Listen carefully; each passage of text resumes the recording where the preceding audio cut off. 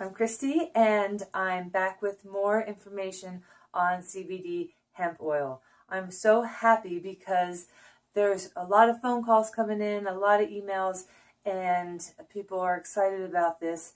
And the number one question is, how do I take this? Which is a great question because it's actually, there's not a whole lot of information out there about how to dose or protocols for this. So a quick review, we have something called the endocannabinoid system. We have receptors all through our bodies. We have CB1 receptors throughout our brain.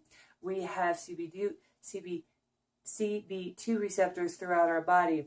So neurologically, tissue, organs, immune system, and nervous system, and glands. So anywhere where there's potential for inflammation, we have CBD receptors. How do you take this? What's the protocol?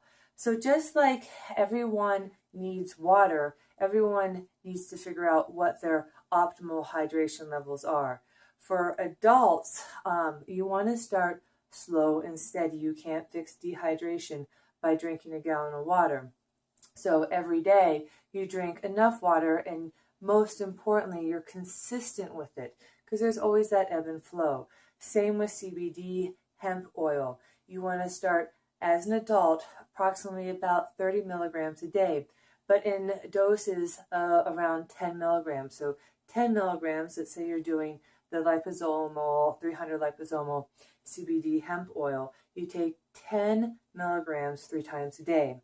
Now, just like hydration, if that's not helping and you still have the brain fog or the inflammation or the digestive problems or the anxiety or the depression, or you're just dehydrated and you're not feeling like you need to or want to or think you should, up it. Stay at that dose for about 2 to 3 days, and then every 2 to 3 days you can experiment with upping your dose by 10 milligrams. So you go from 10, 10, 10 to 15, 15, and 10. 2 to 3 days later, if you're still feeling like that endocannabinoid system is not getting hydrated, you go 15, 15, 15, or 20, 15, 15. I'll help you. You can call me. I can help you set protocols. But the most important thing is that you get your endocannabinoid system upregulated and reset. Because when it's not, it's just like any other nutritional deficiency. We cannot be at optimal health. So point one, slow, steady, most importantly, consistency, okay? And I'll help you, okay? Don't hesitate. I want to hear from you. And second of all, people are calling and they're finding all this research that's saying this is not good stuff. And let me explain that 80% of all pharmaceutical drugs are following the endocannabinoid pathways or receptors. There is a lot of polluted science out there because there's a lot of polluted pharmaceuticals that are trying to do the job of phyto or endocannabinoids that come from the plant, and it doesn't work out well.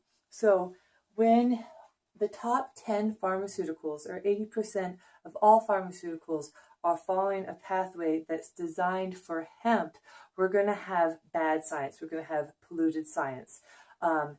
Synthetic cannabinoids are toxic. That's why there is an average between 10 and 100 side effects per prescription drug. So we're not deficient in pharmaceuticals. We're deficient in micro and macronutrients, we're deficient in hydration, and we're deficient in our endocannabinoid system.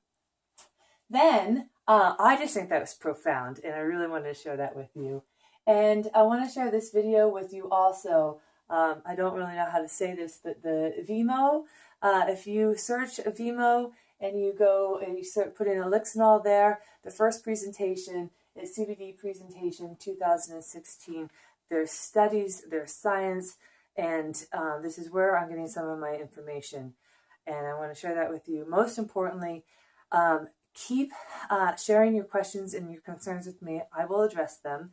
And truly experiment with CBD hemp oil. It is non-toxic.